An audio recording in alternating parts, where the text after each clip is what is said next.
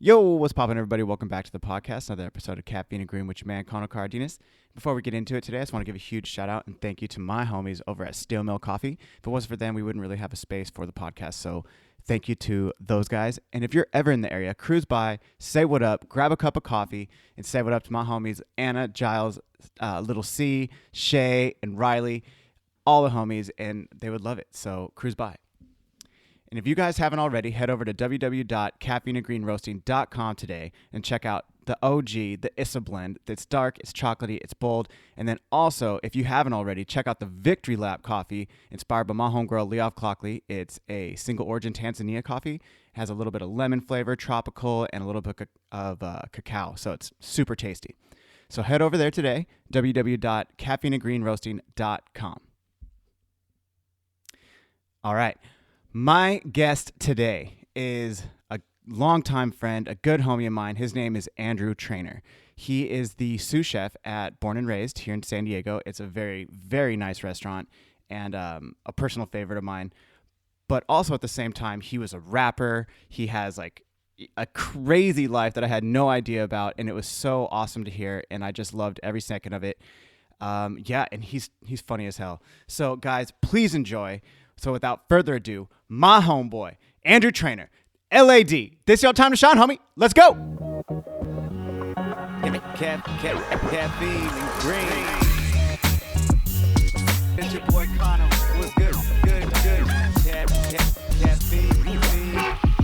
Caffeine and green. And we are live. Andrew Traynor. Hello, good sir. Dude. Happy to be here.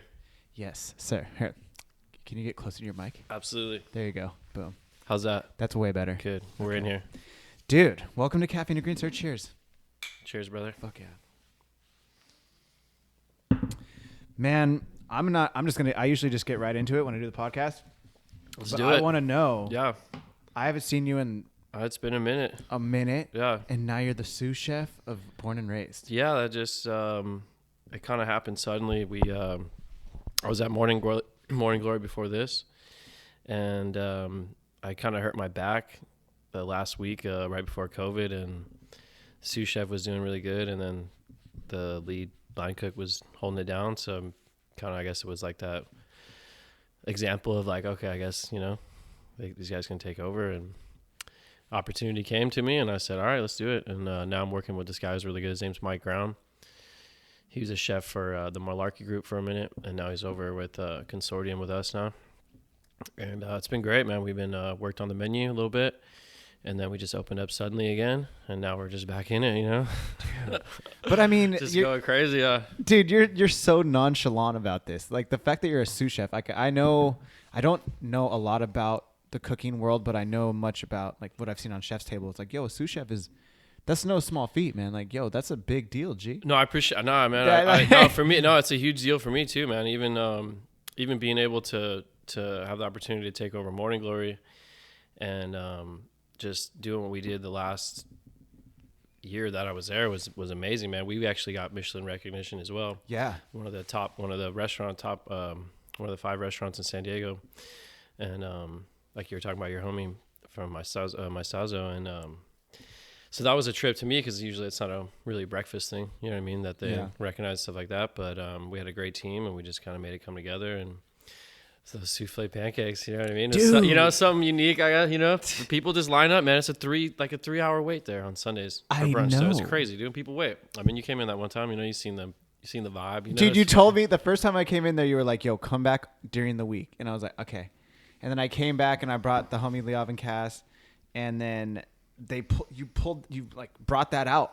I looked at, I was like, oh shit, I didn't even know what to expect, bro. And man, it was so fluffy and sweet, and like even the raspberry on it or whatever. Like, yo, it was so like sweet, bro. Yeah, I gave you that little extra, but yeah, no, they're good, man. I'm going to have to go in one day to actually enjoy one now that I'm not working there, you know what I'm saying? Yeah. It's like actually go enjoy it. It'd be nice. But it's been great, man. It's been crazy. It's been a hell of a ride. I mean, I started, which is kind of funny, I started at Ironside around this time 3 years ago.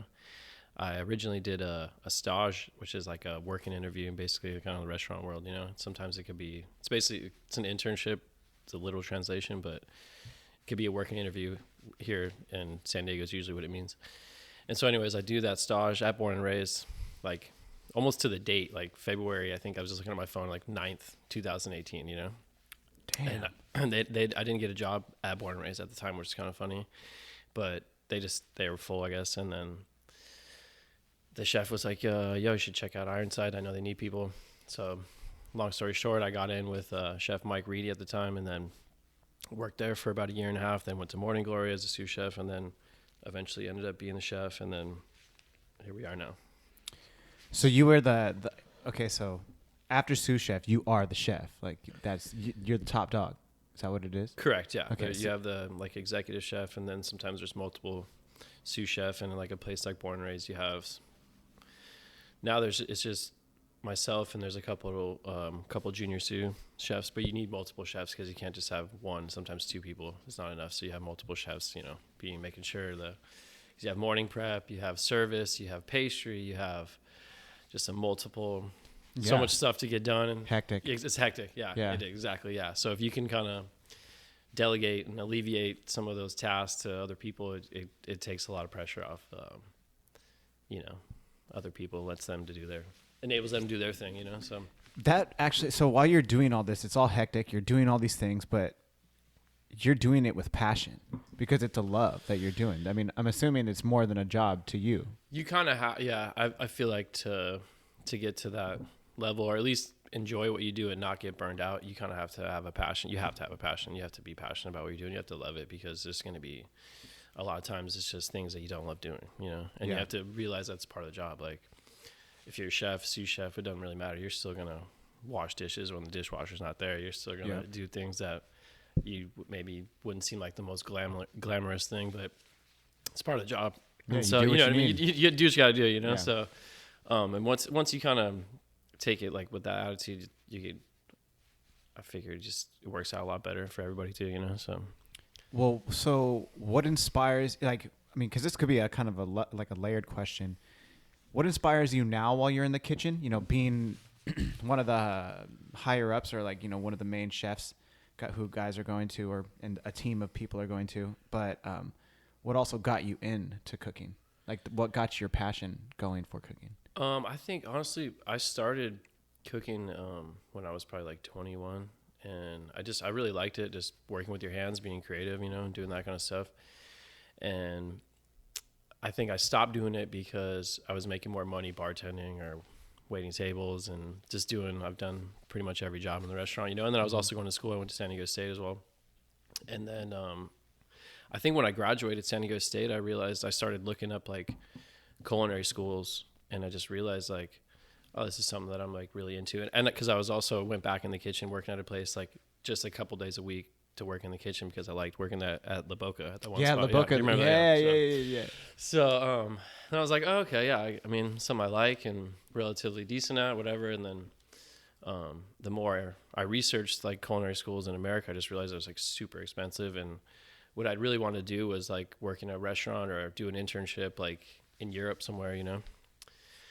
But then upon researching that, you have to have all these credentials, or you have to have a certificate to work at a restaurant there, at least as if you don't know anybody, you know.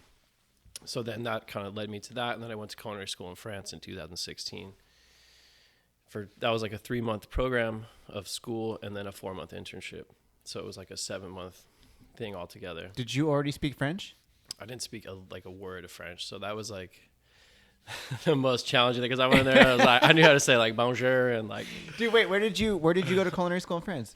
It was in the south east on the Mediterranean. This place called Cap d'Agde.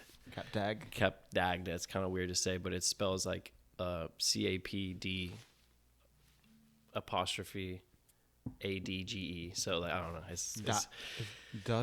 It's when you look at it, it looks like Adga or whatever, you know, but it's Agda. I don't know, it's weird, man. But it was a really small town, really touristy, only like in the summertime, so it was pretty chill. Just like really didn't go to any big cities except for like Montpellier. I never went to Paris.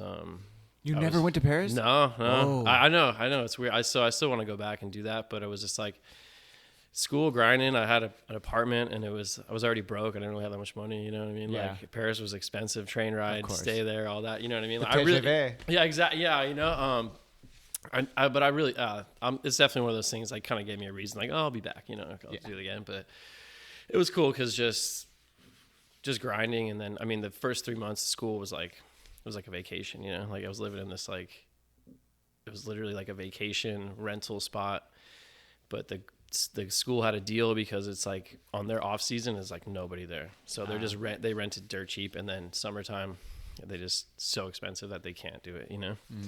So the school I think takes like a break or whatever they do, I don't know. But yeah, and then I did the internship, and then that was 4 months in a different town near Toulouse, which is like pretty common city in France. But was the school in English? School's in English and French. And French. Yeah. So you have like 3 hours intensive kitchen class, and then 3 hour intensive language class. Wow. And then at the end of the 3 months, they place you on your internship based on your like technical ability in the kitchen and your language. Like how fast you can pick up the language. How good you are at, you know, how well you spoke French. Because there were some people that had no experience, like this dude, one of my roommates was from Lebanon. He had no experience in the kitchen. He spoke French perfect because I speak French in Lebanon. And he went to a 2-star Michelin. Oh, damn. Yeah, stage. He did a stage for 4 months. I mean, he did good because the school was great. And, you know, he learned like certain things. And then they kind of work with you there. They know, they tell the restaurant, you know, who's coming and what their level is. And, but if you can speak the language, that's like half the battle, you know? So that was my thing. Was like, I just didn't speak any. The chef, he was like, wanted to learn English, but I mean, when you're in the middle of service and stuff like that, you're just going to go to what you know? Yeah. But, no, I think just, and then where I did the internship, it was like a village of like 160 people where like they did like the Tour de France. So there was just like basically this little river running through the town, like super like picturesque, like super beautiful, just nobody around, you know? So nobody spoke English. So it was kind of like a sink or swim scenario, which I just figured it out, I guess. I don't know. You know what I mean? I mean, dude, when I didn't know you spoke French. I mean, obviously I've known you for a long time, but like I didn't know you spoke French. And then last year at the Christmas party, you were like reducing some raspberries, and we were a little inebriated, and you just started speaking the most beautiful French, and I was like, what a sweetheart. Yeah. I was like, what are like when did you start speaking French? And you're like, I did my internship in France. I was like, what? I think I used to like to yell at Alex Lordeau because he was French, you know, or sometimes I just speak it by myself like an idiot. But yeah, I embarrassed myself more often than not with that. But yeah, no, man, that was funny. I do remember that. Those Christmas parties, those were the jam, dude. Dude, they were good.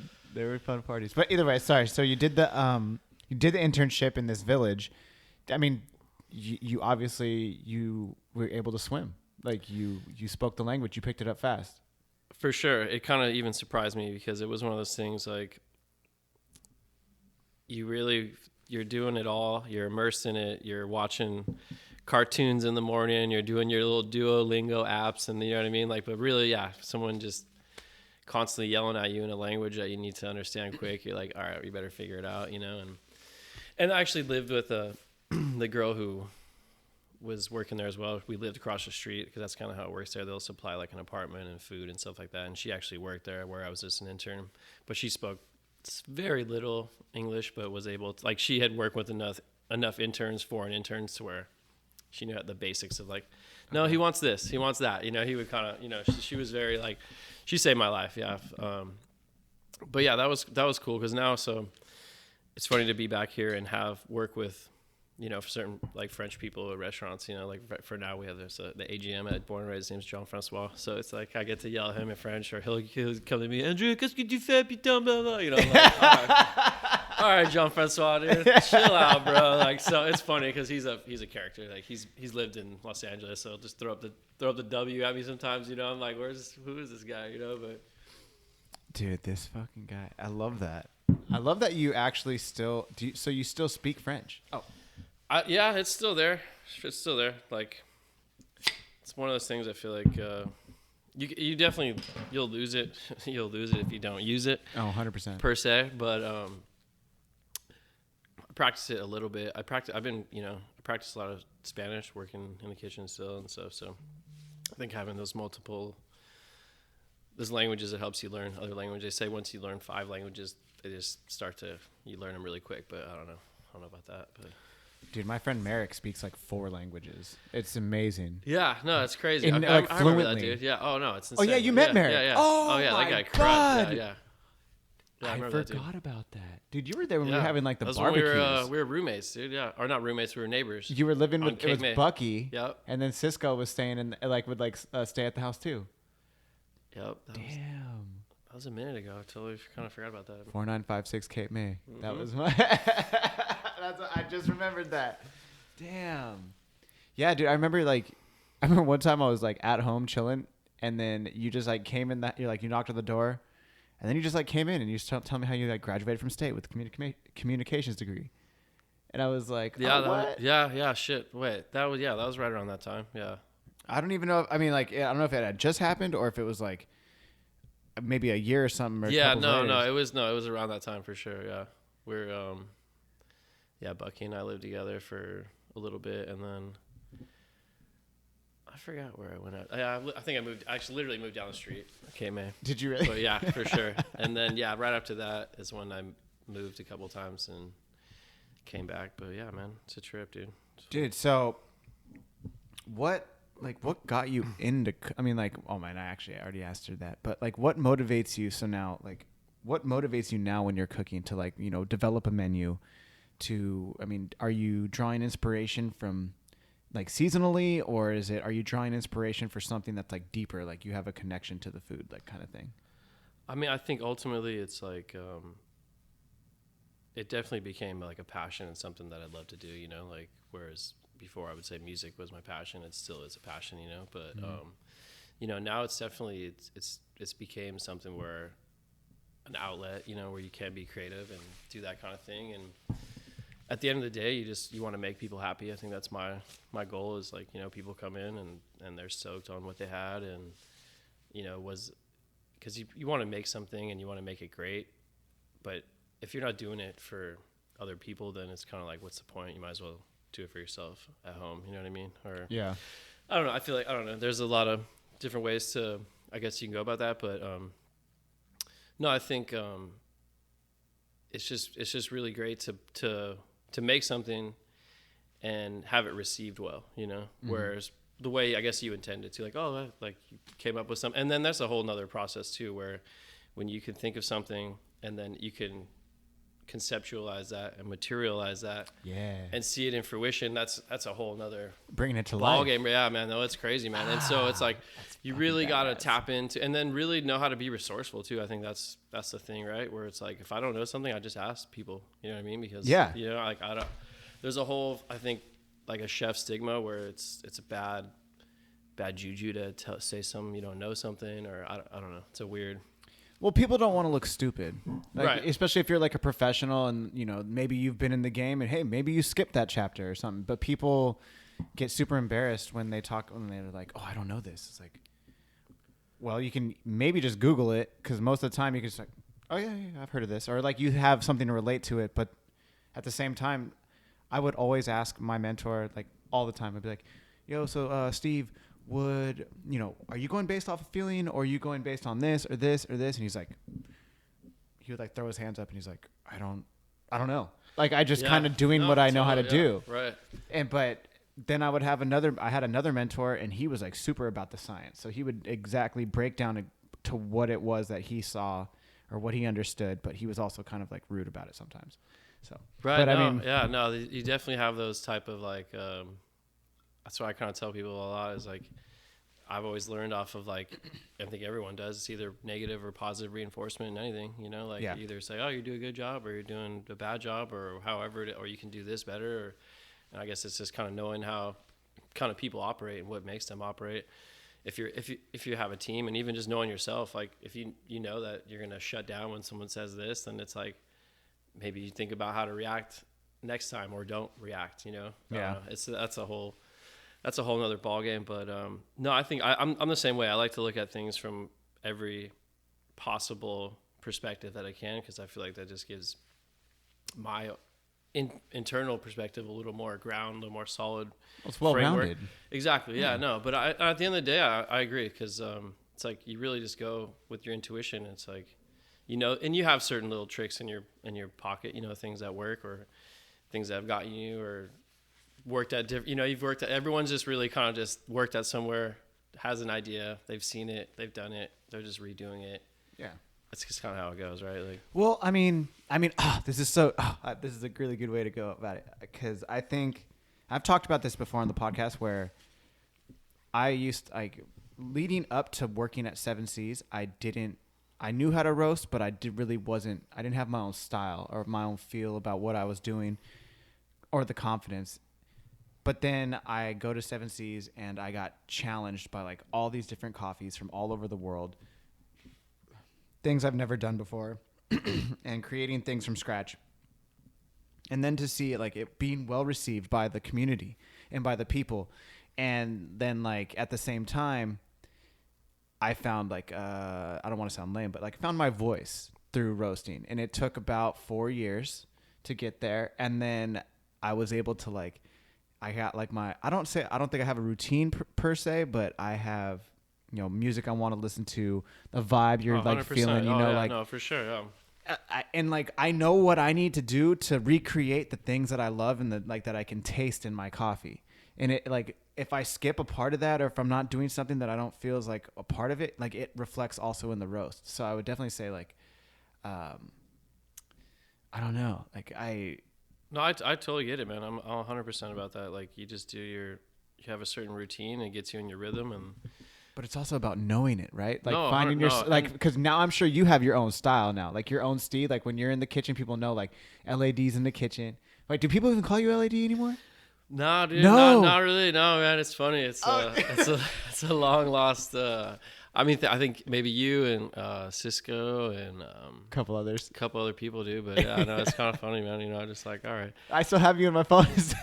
It's a trip, dude. Yeah, that's what I was saying. It's there's so many different parallels and things to take from one thing to another. It's I still have all my DJ equipment and all my stuff. It's because I just treat it good. It's the same thing in the kitchen. It's dude, treat that fucking Vitamix right. It's gonna treat you right. But you know how it is, dude. I'm sure you know. Dude, well, let's segue into how you used to, when I first met you, I think you actually got up on stage at Winston's in OB, and you spit. I'm pretty sure I saw you on the stage. Oh no, for sure. I used to we have an album, dude. I'm on Spotify and shit. I didn't even know I was on Spotify. You're on Spotify? Yeah, I'm on Spotify, dude. I was okay. This is shit my brother would tell me, He's hey, you're on Spotify? I'm no, all right, cool. But all right, cool. Yeah, it's dope, I'm all right, yeah, I still, because this dude I used to record with, his name's Roland Ware with the Art of Recordings. We just kind of had a falling out.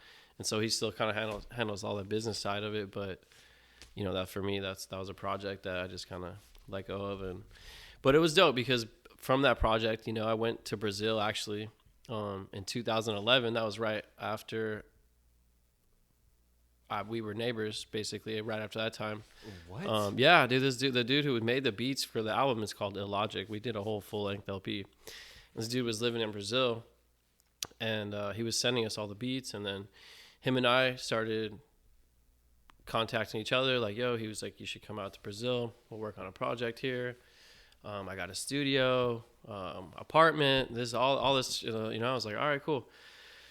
So I got some money together. I was quit Boca for a minute, and I went to Brazil for 3 months. And, what?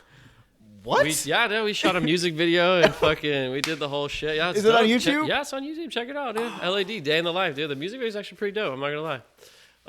Yo. So yeah, dude, that was a trip, right? So then that came about that, and then when I came back, we got to work on some music, but there was just life happening there. He was managing apartments just to live there, just to keep his head above water type shit. And for the studio too, it was the same guy who owned the studio. He owned apartments, and this dude, my homie Billy, who was living in Brazil, he was managing all that. So that was the way he was kind of making income, was he'd rent it out. So we were basically just bouncing from one apartment to the next whenever it was vacant, in these crazy buildings that were just gnarly, like on the inside super nice, on the outside it looked like a fortress, like towers with guards and guns and barbed wire, and it was like referred to as the hooker building, and like it was a trip, you know. And so Whoa. yeah, it was a trip, dude. Okay. It was a whole nother. That was in Fortaleza, Brazil. It was in the northeast. And so how did, like, I'm assuming because these two gentlemen both spoke Portuguese, you were just following them around? It was just me and my homie. It was just one dude. Yeah, it was just Billy. And, Billy. Yeah, just Billy, yeah. And so Billy was like this dude who is Brazilian but grew up in San Diego. And so he knows the culture and knows the language, and like, but he looks whiter than I do. So we would just be walking through just gnarly like clubs and parts of town, and like it looked super sketchy, and then all of a sudden someone would just be like, "Hey, Billy," and just fall off, and you know. Just like he knew and everybody. Just knew everybody. Hey, cara, beleza, cara, you know, just go all crazy. And I was like, all right, well, great. Good thing I know this guy. I'd just be sitting there like, all right, well, don't know this. Yeah, so there was a couple times, but nothing ever, like, never felt like, oh, shit, like, we're about to get, you know what I mean? Yeah. But it was you definitely knew that, like, oh, this is a pretty gnarly part of town, you know, like. But that was cool, man. He was a super cool dude, and then met up with a couple of other recording artists out there that are actually like pretty big names in their respective little states of Brazil, you know. So that was dope. This dude Don L, this dude was like pretty big deal, you know. Really? Yeah, I did a show one time with him with like in front of like 2,000. It was like 2,000 people or something. It was pretty cool. But yeah, so it was a whole nother. Whoa, dude! Feels like a whole nother lifetime ago, you know. Like, dude, yeah, bro. Like you're straight up lived a different life. I didn't know any of this about you. Yeah, that was 2011. Did Brazil, and then came back and lived in San Diego again for a minute. How did you go from living that life to coming back to San Diego and be like, this is just like? I mean, honestly, really nothing much changed. You know, it was like, other than just like, just back. I felt like exactly. Yeah, it was pretty much like a vacation. You know, we worked here and there. Like we would we did translating, or we translated. I helped him, whatever, for this one music festival. That's like Snoop was there. That was pretty dope. We got to fucking be backstage and chill with that fool. You met Snoop? I didn't get to meet him, but he came in like fucking 6 a.m. It was so crazy, dude. He was supposed to be there like at 3 a.m. Shows up at like 6 a.m. through the back door. Like, I've never been starstruck before, and I've seen this fool just like look like he was floating, dude. You know, he's tall as fuck. And my other friend, he was translating for him. And so they just have you running around ragged when you're doing that type of shit. You know, they'll call you 4 a.m. Hey, dude, Snoop wants fucking McDonald's. Like, go get this fool some fries and shit. Like, and they just had you know, they have you doing everything. We were doing there was like a subgroup of the Gorillas, so it was pretty cool. I mean, there was a couple times I was getting paid because I brought my turntable, and so I was like renting that stuff out to people like that. So they're like, what? But it was a weird shiesty kind of way. You know what I mean? Like, it was like, hey. Where's you kind of said there's a language barrier, the whole nine, you know? But yeah, I understand completely. Yeah.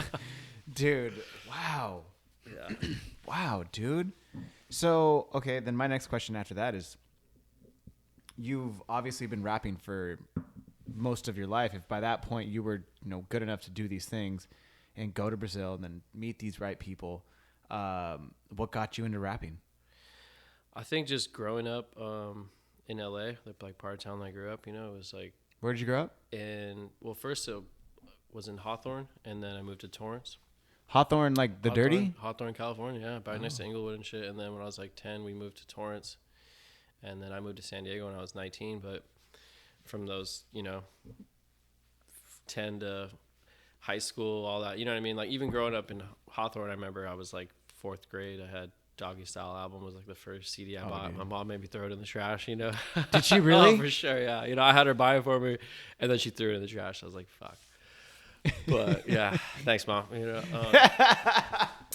But she was cool enough to buy it, I guess, So, but that's it. But then, yeah. Was it actually a disc or was it a tape? Oh, it was a CD. Was it CD, dude? 94, like bro. CD was popping, I mean, I'm just saying, like, my first rap was a tape. Like, no, for sure. Oh, I think my first rap tape was Snow Informer. Snow Informer. Informer. Dude, I don't know what? that song. Oh, I've never. On, no. Bro. What? Dude, my first rap tape was MC Hammer. Can't touch this. I had Can't Touch This, but I think Snow was the first one. Dude, Informer, check it out. I'm telling you, bro. I'll have to check it. You're gonna be like, oh, I know. I don't know how you're telling me you don't know Informer. Dude, oh my! I feel like I'm not a real hip hop head right now. No. It's like he was like one of the first like whack white dudes. Oh, that came out. You know, I definitely don't know him then. I swear. I'm not gonna sing it again, but you'll hear it and you'll be like, oh, is it Informa? Okay. Yeah. Oh my God. You'll get it, dude. Dude. But yeah, no. And then I had like cool group of friends in high school. We'd always go to shows like Freestyle Fellowship shows, AC Alone, Jurassic 5, Dilated Peoples.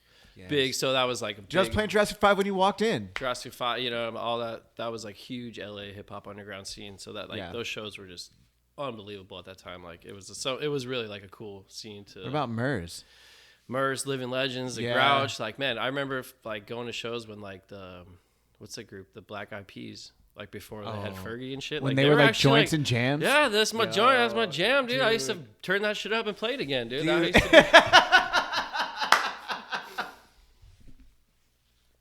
that was the shit, dude. No, they were like heavy respected in the fucking underground scene, dude. You know, like, dude, 100%. I definitely was way more about them before Fergie, for sure. I can't hate on Fergie. But I mean, Fergie's like, cool, but like they're Fergie, way better before Fergie. Regardless, that's amazing. Did you also listen to any other like Bay Area rap or anything like that? Yeah, what's kind of funny, dude, was we definitely fucked with Too Short and E40 in LA and shit. But I don't think it was until I moved to San Diego that I really got like exposed to like Mac Dre.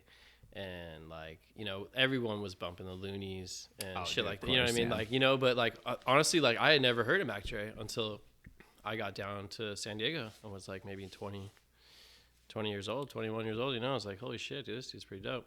Dude, those so things like rappers, some slappers like that. Dude, the slaps, son. Yo, you get all my Bay Area people. Where they at? Come on, they know the slaps. Yo, one of my best friend, Danny Honda, his wife. Dude, she'll straight up like when we're at the house, she'll be like, yo, have you heard this song? I'll be like, nah. She'll be like, yo, it's a slapper. It's just like still to this day, bro. And like, or she'll like look at me. She's like has a cigarette in her hand and she's like, slaps. Like, yeah. Yeah, I love that. That's one of my favorite one of my favorite adjectives right there, dude. Dude, it's a great word. It's like a descriptive. It's an adjective. It's a verb, just in general. Whatever. But like, it could be whatever you want, dog. Dude, for sure, dude. I'm not even fucking mad at it. Dude, there's like, dude, you gotta follow these memes. Are not memes, but they're pages. It's like hyphy culture, and there's like real Bay Area memes, and like, it's a whole other. Oh man, no, you guys got a whole other thing, dude. Like, oh, dude, you like, there's like just skits of dudes just talking about Bay-destrian shit, like I said it. It's so. No, I'm here for it, dude. That's my shit, dude. Dude, but at San Diego State, as funny as actually, we would go to parties like on Frat Row and stuff like that, and sometimes like the rappers would be doing shows at like Soma, like San Quinn, Mr. Fab, like bigger names in Bay Area rap, and they would do the shows at Soma or wherever, and then they'd come to San Diego State and just like walk into a party, like. Yeah, I remember, yo, that's San Quinn over there. Like, what? No, for sure. I remember, what's his name? Andre Nicotina did a show at one of like that main frat house that got busted for all the drugs and all the other shit. Oh, you had to do the ginger. All the fucking, that shit looked like a music video of 96, dude. Like, it was just people like line out the freaking wrapped around the corner. It was right there by Chipotle. And oh, I remember. Yeah. Dude. It was crazy, dude. I mean, I didn't get in, you know what I mean? But I remember like walking by. It's just like as a rap fan, you know what I mean? As like someone, it was kind of funny, like, because we didn't really go to any frats or anything like that, you know. But I remember like, because I had a lot of homies that were from the Bay when I first moved to San Diego, and like, man, the amount of fights we used to get in just because one of them would say hella or something like that, and this dude would say go back to the Bay or some stupid shit. It was just like, fuck, man. Like, it was so weird, you know what I mean, to me, like, just to be like, because I'm, you grew up in LA. Yeah. People were from LA, you know what I mean? Like, there was like, yeah. But I don't know. It was funny. It's like, but it's like, oh, are you saying hello? You from NorCal? It's like, yeah. yeah, I don't know. I was like, so. who cares? Dude? Yeah, you know, like I don't know. We were homies, like whatever. I don't know. Dude, it's weird though. It's like whenever I talk to people from LA, if they're not baseball fans, they're like, yo, I love the Bay Area. But then you go up there and it was hella funny. I brought all my homies from LA one time. And we go to FTC, and in FTC, the skate shop in San Francisco, they had this blue shirt, and it had LA on it, but it had it crossed out with an X. And it was just like SF next to it in orange. And it was like... Oh, yeah. They hate Dodgers and Giants fans, yeah, forget about it, dude. I mean, whatever. Baseball's baseball. Right. It's like... I like the hats more than I like the sport. Yeah, I gotta agree with you there. I'm more of a basketball guy, but dude, exactly same. I mean, I rep the Oakland A's all day because it's like I love that stadium, but also the Raiders played there.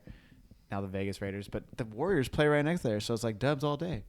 Or not anymore. They actually play in San Francisco. Fuck. Oh, I just remembered that.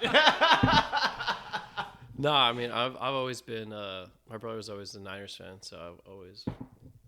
I could love the Niners, you know. Did you? Are you a Niner fan? Oh, dude, Montana. Joe Montana? Joe Montana and Jerry Rice era. Dude, forget about it, man. That's like... Dude, like Joe Rathman. And like, and then who? Oh, there was like, dude, at one point you guys had like Gronkowski. Damn. But are you a Laker fan? 100% Laker fan. Okay. How do I feel about this? I'm sorry about that, you know, but it's a whole nother thing. Dude. But you got Kobe, so Kobe's a legend. I mean, like, I don't know about now, though, with LeBron and AD. Like, bro. I mean, what do you mean? The Dubs are still going to smash. Oh, yeah, we'll see. I mean, the Dubs are still going to smash. Nah, dude, don't be wrong. I like Golden State as well. Not just because they're good, but it's a good team. I like them. I like them. I do. I mean, obviously, if you love basketball, you can just appreciate what the Lakers have right now. You guys have a very, very, very good team, period. But I do like Charlotte. Because of the LaMelo, or was it Lonzo Ball? Melo Ball. It's Melo, but he's good. I like watching him play. He's really good. He's so good. But dude, the Bucks. We're older, so we're supposed to call him by the other Melo. That's not the real Melo, supposedly. I don't know. Carmelo Anthony. Melo is always going to be Melo to me, dude. Carmelo Anthony. Sorry. Carmelo Anthony, dude. That's always going to be Melo for me. Okay, that's fair. Well, that's why I was like, Carmelo. Oh, his name's Carmelo too. Fuck. Dude, I don't think about these things ahead of time. No, he's good though. I think he's actually like living up to some of that hype that he drops dimes. Dude, his brother is not as good as he is. I think the way that he's looking right now, he's balling, dude. Yeah, he's gonna be good. He's doing good, man. What about the Bucks? The Bucks are pretty tough. They're pretty tough too. I don't really follow them much other than, you got the Greek freak in the house. But, yeah. They're hungry. You know what I mean? You could tell like he's like leading that team to. It seems like they want it. You know. I think they want it. Who's if we can switch gears back to the music real quick, who is your top 5 rappers? Sissel actually just asked me this the other day. He's like, top 5 rappers all time, and then of like 2021. And I was like, oh, got you. I actually had to take a couple days to think about it. Yeah. That's always a good question. I would have to go probably like Big L, Guru from Gangstar. I like the first two. Biggie, Tupac. I think that's always like they're always thrown in the mix. Mm-hmm. I would say Eminem, but I feel like Murs has always been one of my favorite MCs. Eminem. You know what I mean? And Eminem's up there though. You know what I mean? Like, he kind of loses me and gets me back from some albums. You know what I'm saying? Like, but I as of late, I'm like, all right, dude. Like, we get it. You're the best guy. Like, you know what I mean? Like, it's like I don't know. I'm not like I don't say it was trash, but like you're good. We get it. You've been doing it for a really long time, but you kind of got to be in the mood for it. I feel like that, where it's like, I would say I probably listen to more De La Soul, Jay Dilla, Tribe Called Quest, still that type of shit. Like probably more often than not, Damn, Tribe Called Quest. That's actually, I love their music, but I always kind of like, I guess I sleep on them sometimes when I think about like top 5. Because it's like they're not even. I feel like they're almost different because it's like a group. Because it's like instead of having one rapper, you have like this group of rappers that is one without the other. It's like you can't do it. You know what I mean? Like the Tribe Called Quest is just. I mean, I agree. I've always loved Q-Tip. Yeah. On like solo shit, but Tribe Called Quest is Tribe Called Quest, right? Dude. It's like I drink a Led lot of Zeppelin soda. without like Robert Plant. Dude, it's just. You know what I mean? I drink a lot of soda, so they call me Dr. Pepper. Like, yo, dude. It's and then same thing with Fife. You know, it's like Fife is, but like you said, it's the combination, the chemistry of those two. Like you have this like rugged Fife Dog, you have this smooth kind of melodic Q-Tip. But then the jazzy beats. And then Q-Tip makes all the beats. But yeah, that's a crazy man. Actually, I just watched this documentary on Amazon of Mics and Men, the Wu-Tang. I don't know if you've seen that one yet. I haven't seen it yet. But yeah, it was pretty interesting. It like goes into it kind of just showed the whole business side behind it, and like RZA's older brother, and just kind of shows like it's really how smart those dudes were, man. Like RZA and his older brother were like, yo, we're gonna have this and we're gonna come out with this like this, and like to really kind of manage that talent that, you know, because like, man, almost everyone who put out a solo album from the Wu-Tang either went gold or platinum. You know what I mean? Like those dudes were just some of the best MCs of all time, and you got them in one group, you know. And then, but I mean, what happens when you put millions of dollars in front of anybody? You know what I mean? Like, and you're growing up there, you know, you're young, you're seeing all this stuff, and but it's cool because it shows them still really all together. They're still all like, whether or not they hang out every day, like they'll still come together to do something like that type of documentary or whatever, you know. But well, it's also egos probably played a big part of that. Shit, dude. I mean, know? can you imagine, dude? You have Ghostface, RZA, Jizza, you know what I mean, Method Man, like all in the same group in the same room. You know what I mean? Like that's a big spotlight right there, you know. But it's like iron sharpens iron, or steel sharpens steel. No, yeah, 100%, man. They wouldn't have got as good as they did if it wasn't for how much they were trying to like level each other up. They're like, oh, yo, this fool just fucking killed it. Oh, I popped it already. This one. Oh, thanks, G. Got you.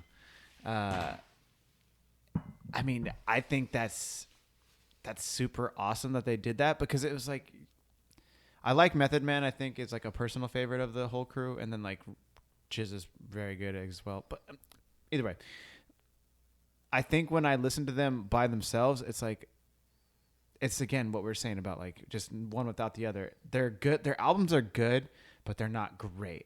And then you put them back on this and like boom, and then it's just like, damn, that's fire right there. Like you put 50 Cent in Game on a couple tracks, like yo, they're super good. They're amazing, but like yo, you put them on, like yo, dude, fire. No, it's like no, for sure. It was like Nate Dogg, you know. It was like it ain't a hit till Nate Dogg's. Dude, you put Nate Dogg on anything. Dude. Leave me alone. But Snoop Dogg and Nate Dogg. I 100%. Like, there's definitely certain albums where I'm like, oh shit, like that was ridiculous. Like, you know what I mean? Like you have, like I said, those albums that were really good, like the Tony Stark, the Iron Man, the Supreme Clientele, Dude, the Supreme fucking Wu-Tang Clientele. Forever. You know what I mean? Like, I mean, that was his solo shit. That shit was still fucking Dude, that really I mean, good. see, You know what I mean? Ghostface. But that's the thing too. Was like he always had. It was always like RZA producing. You know what I mean? Even though when they went away and did this other crazy shit, he was still. But it definitely fucks the vibe up. I agree 100%. You know what I mean? Yeah. Because that plays a part, right? You know. And then they talked about that album.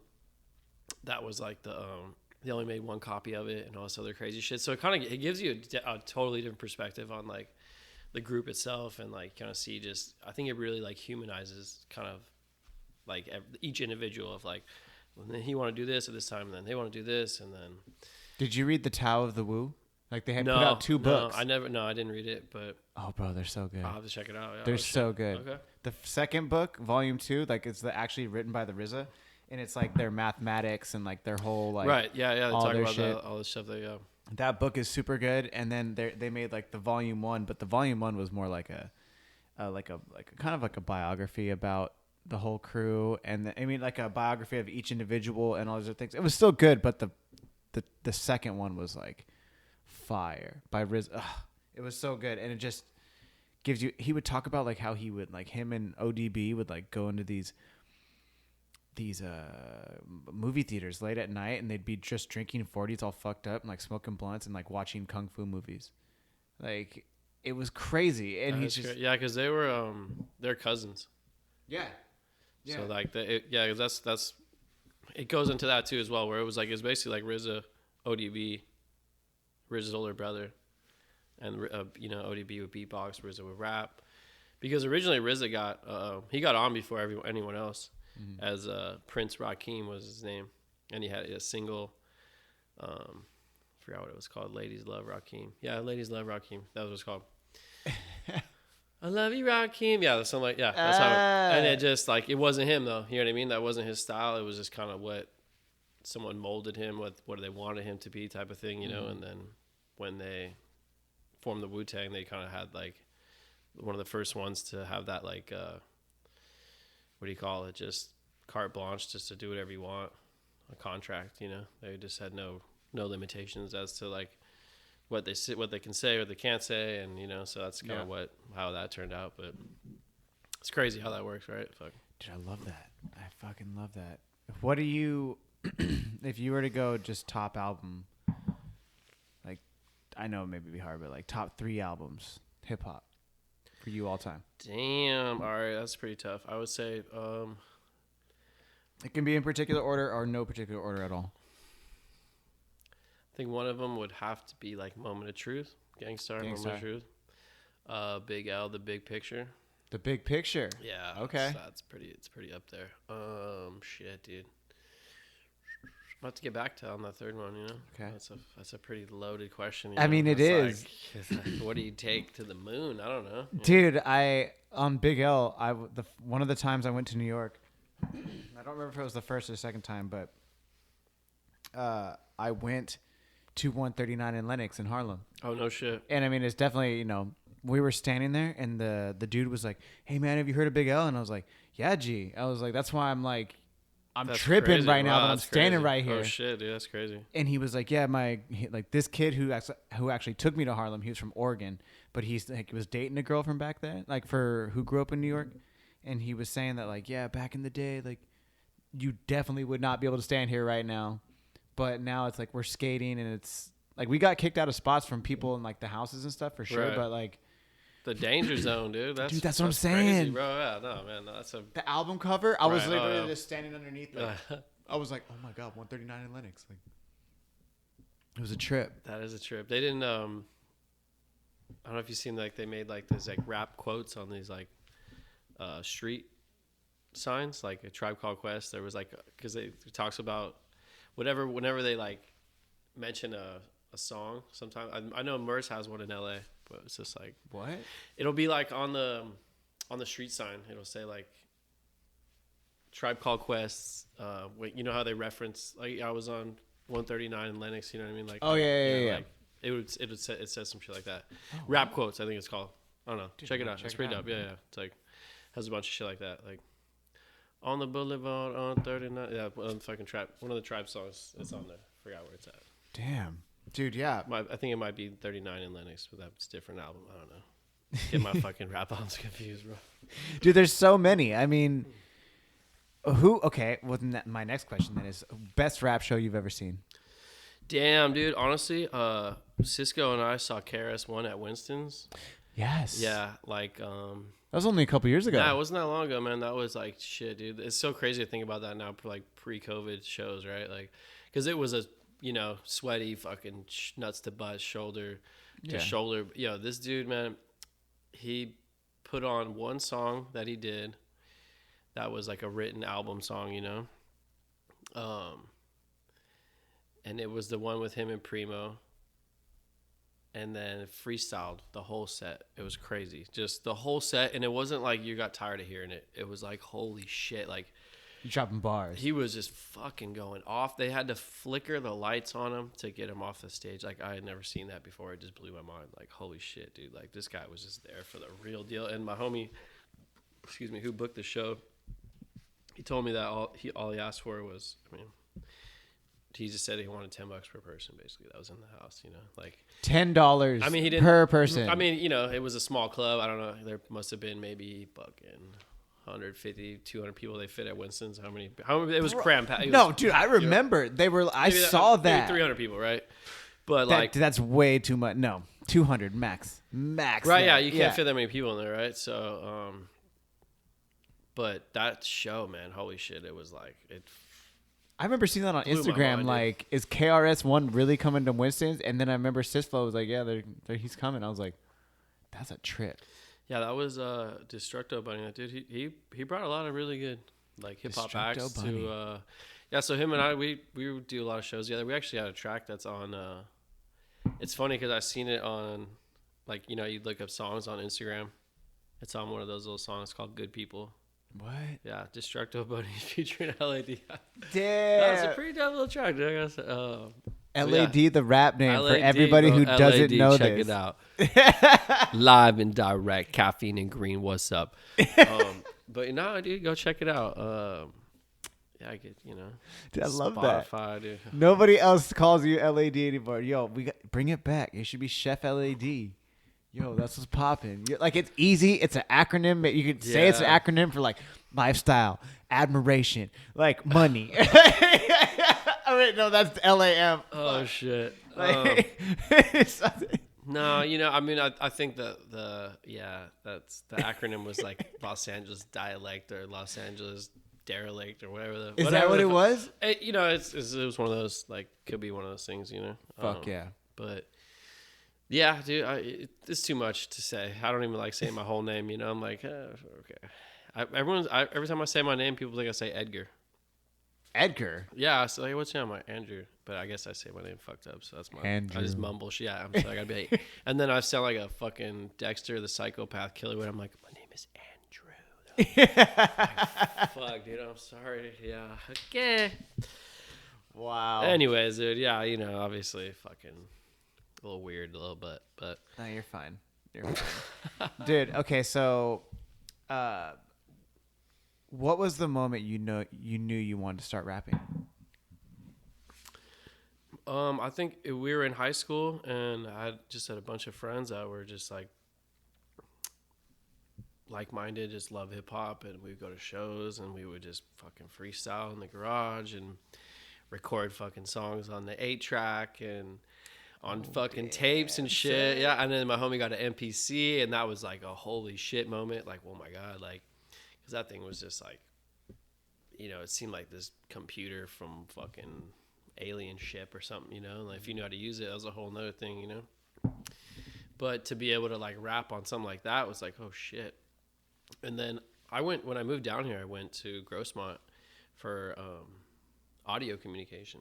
Did you really? Yeah, so that's kind of how I got it. That's how I met Roland. Was we were taking audio production, audio recording. I did a lot of video classes as well, because I just was like, media communication was the major, and then audio communication was the emphasis. But then when it came time to transfer, I had just got back from Spain because I went and studied abroad, and then they're like, excuse me, if you want to continue with this audio communication, you're gonna have to stay for like another year. And I was like, I'm not gonna stay at this community college at Grossmont, you know. So long story short, I transferred with regular communication, but I originally was like, that's how I got into making music in San Diego. Because I mean, yeah, it was definitely something. Like, I did an internship in LA through Grossmont. I got I had to take a class for that, you know. And my homie was working at Up Above Records, which was like Jay Dilla was on that label. Visionary. It was a Visionary's record label. I did. So you're pumped. You're like. So I was stoked. Like, no, it was dope. Yeah, no. I mean, I was like meeting like people like Murs and fucking Razkaz and like these just like dudes, like just West Coast legend dudes that I like looked up, you know, grew up listening to it. Even Visionaries, you know, like that was a big deal for me. Like those guys were my idols, you know, at a young age. And so that was cool, just like seeing how that business operated, seeing how these dudes operated on like a day-to-day basis. And they actually offered me a job, but I was living in San Diego, and I was like, all right, I really liked living down here. And their office was in Long Beach. So even though I was living down here, I went up and stayed up a summer at my mom's house up in LA, and then just did the internship. And then when that was done, came back to San Diego, which was kind of funny that we did a show actually that I was intern and I helped in like the merch booth, whatever. But it was the Rock the Bells that Wu-Tang was there, so it was pretty dope because it's like, oh my god, bro. Yeah, it was dope. It was cool. But man, we were there for like 20 hours. So I just remember by the time they came on, I was like a zombie. You know what I mean? Like, yeah. Because we got there, did the whole load up, blah blah blah. That whole scenario. But no, super cool experience. And then once I had transferred to state, I was already kind of rapping and doing shows in San Diego a lot with pretty big artists. I would say like the biggest show we did was like with Little Brother and Evidence. Mm-hmm. They were on a national tour at used to be called Cane's. Now it's called the Wave House. Back in the day, man. Oh my god. Yeah. So okay, that was crazy because these were all like, it was a packed house, just straight up, just Little Brother fans, like real hip hop heads. And I didn't get booed off the stage. So that was cool. And then, I did, all the little clubs in San Diego. That was always fun because there was always the homies, for the most part. It was like if I had no idea. Oh yeah, it was a whole, man. It's like 2008, I would say 2008 to 2000. So you were really trying to get after it. Well, we were doing it, man. We were doing the damn thing. It was dope. And it was something that I did because I loved, and you realize also too doing that. We were making because I also DJ too at one point, like where it was like a side job as well. It's a restaurant. I always have like multiple jobs, it's like fucking, hustling. Yeah, like come on, like one job. What is that like? Who are you? Yeah, one job. Yeah, right. Get your ass out of here. This is America, dude. Come on now. So I remember like I'd have bartending and I would be like DJing on the same place I was bartending at, like on the weekends over at Nick's before it was Wonderland. And then throwback. Well, dude, I'm just. I forgot it was Nick's until you just said that. Crazy, right? Before that, it was this place called Quig's, which is even crazy. Throw way back in the day. Damn, that was a long time ago. But just like having that equipment and then, doing stuff like that. I did some weddings. I would do whatever, and like. It's just a whole nother part of that music and like serving people and like just trying to like, I don't know. It's just, and to me, it's almost kind of comes full circle where it's like, you're still in the form of like hospitality. You're still like trying to create this like environment where people are coming together and like having a good time and like enjoying themselves. And like, so whether that for me was like music and DJing and rapping and, even like, obviously bartending and things like that. It's like, you still kind of get this, like, I still get that gratification and like that satisfaction. You know what I mean? Like, because you're bringing pleasure to people for sure. And like for me, I think that's like, which I'm glad that like, I realized that about myself is like, that's a way that sounds stupid, but it's like selfish for me is like, I like to make other people happy. That's how. You know what I mean? That's what gets you stoked. That's what gets me stoked is other people being stoked. You know? So, dude, I don't think that's like whatever you said, like lame or whatever. But I completely agree. That's 100% when I roast my coffee. Like I want people to be able to drink my cup of coffee and be like, damn, that's a good cup of coffee. And maybe you're with your homies and you can share that with them. Like I went out to Ocotillo out of the desert, I think in December, and we woke up in the morning. We were camping out in the desert, and we woke up in the morning, and like me, my homegirl Cass, Leov, and then like all the people that we were with them, they would just be like, "Yo, like who makes the coffee? Who's making the coffee?" Like we made the coffee, or whatever. And everybody was just like posted kind of like in like a half circle or just talking and be like, dude, what the fuck? Like, whose coffee is this? Like, yo, son, like, I roasted that shit. But it was like, it wasn't about that. What it was is that everybody was just kind of in the morning having the cup of coffee, and it was like you weren't like, hey, check out my coffee. Like you Nah. like people are having coffee, like, damn, this is good, and you're like, who? Yeah. And then, it was a vibe, but it was like for it's sure. creating Dude, that. That's what it is. Yeah, for sure. That environment almost. It's like something that it's a craft too, right? Mm-hmm. And so it's like something that you've invested your time in, like you put effort and time and like all like blood, sweat, and tears into something, and like to see someone appreciate it, it's like it's those little nugs. You're like, oh, great, that's great. All right, cool. Yes. It makes it worth it, man. Honestly, man, you know, it's like because it's a for the most part, you know, it can be like a pretty like thankless job, you know what I mean? Like, but like that's if you're in any type of hospitality to be thanked, like you're probably in the wrong business, dude. You know what I mean? Like you should do it for other reasons than that. You're doing it because it's the passion. It's the passion that you understand about the craft or your art. Because like what you do is not only a craft, but it's also an art. I mean, coffee can maybe be an art as well, but it's definitely a craft. But like you have such a dude, you have knife skills. You know what I'm saying? Like, I mean that could be. I mean, like you said, it could be translated into like the way that, like you said, like the way that you roast coffee, dude. But what about those fluffy pancakes? I'm sure there's that. You feel me? Like, yo, come on, bro. That's fucking science, bro. I don't even fuck with that. That's magic, dude. I just went to Hogwarts for fucking 3 months and figured that bullshit out. Nah, dude, that's what I'm saying though. Like that's an art though. You might have figured it out in like 3 months or whatever, but like to be able to reproduce it and create this like fluffy concoction that tastes so like airy. Yo, no, dude, I mean, you feel me? Like, come on out. No, it's a well, it's funny too because this time last year I was in Japan, and like I was with this like 2 different groups. It was like one group, coincidentally, my homie from high school was just there, and the other group I was like with intentionally, but she was with the group. And I was kind of like her friend that was like, oh, it's my friend, blah, blah, blah, you know? So I was like, all right, cool. But anyways, this girl went to go get because they're Japanese style pancakes. There's Japanese souffle pancakes, you know? And she went to go do that. And she's like, the same shit. She's like, I waited an hour for these things. And like the ones that we were making, I was like, oh, look similar, if not better. I was like, okay, cool. They just did them differently, you know? But like, it's funny when you can see that. And like, we've had people come in from Japan and like say, oh wow, those are really like spot on. And then the other thing too is, here's the funny thing is like when you have a product like that where it's pretty unique and foreign for the most part, but a lot of people have never had it, so they don't really know what it's supposed to taste like or what it's not supposed to taste like.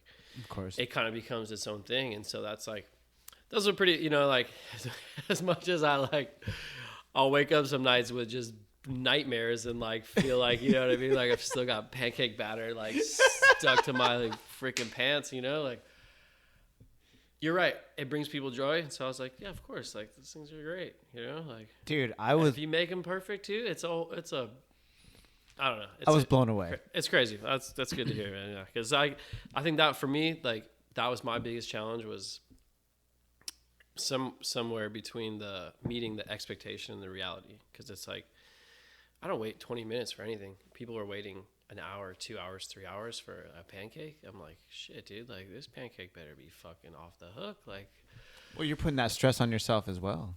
Oh, like, yeah. Oh, yeah, for sure. I mean, as just, you know, I mean, like, as a person who's in charge of the pancakes, you know. Yeah. Dude, you get all these nods as about head pancake flipper, dude, you know. But like, was it your idea to come up with the pancakes? No, not at all. Not at all. They were already there. I was there. I was at Ironside when that place opened up. When Morning Glory opened up, April 2019. It opened, and then I remember seeing like the chef at the time was at Ironside. His name was Mike, and then the head chef of the company, Jason McLeod, who's like my mentor, and seeing him come in and just be like, holy shit, like just the look on the face of like, because it was one of those things, like when I got there was like one person that knew how to cook them the right way, and so oh my god, it was such a nightmare. And like people were waiting like 45 minutes when they had already gotten in the door and waited, an hour or 2 hours, whatever. And then there was one service where I was talking to the health inspector, and that guy, the one person, whatever, at the time, he just walked out in the middle of service. Was like, I'm over it, done. I mean, just walked out. He just walked out. Yeah, he was a young kid, but he just said, "Fuck it, I'm out of here," And they're like, "Oh, we're gonna 86 them, like not have them anymore." And I was like, "No, fuck no." I was like, I'll get back there." So I got back there and fucking selling pancakes. But I mean, shit, man. Like it's a really difficult station. Like you can't do that and then expect to. Well, you can, because we started doing that at the end. Like we would have people working that station and another station, but that was like kind of the evolution of that place, wasn't it? Yeah. That was when we had to do it, like during COVID, because it like wouldn't have enough business to justify having that many cooks on. So it was like we had to really learn how to like do this and that and this and whatever, But that whole time, I kind of think it either really made people stronger or just really kind of showed you like, oh shit, like this is fucking. Well, sink or swim. Yeah, it was. No, it really was. Like, dude, that's a very common theme in this conversation. It really, I know, right? Holy shit, it seems like a really cutthroat fucking.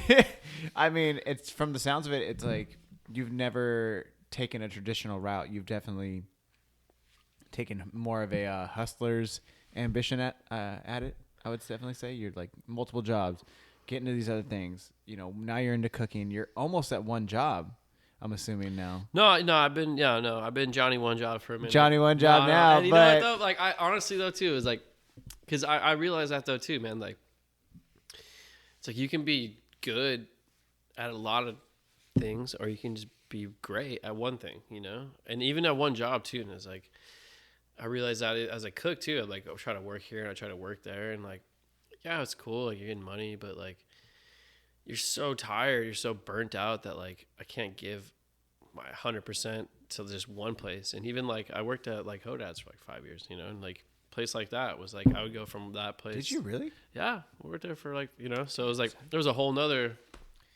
Fucking that's why I was like, I know Lefty and like Yeah. Whoa, yo, you're just gonna throw Lefty out there like that? Shout out Lefty. Do you know Michael too? Michael Jordan? Yeah, dude, Mikey fucking Mooks. What's in the box? Dude, that's my guy. The little Philly dude. I got no computer, dude. What's up? Dude, Mikey. Love that guy. I just saw him the other day. Actually, went in there.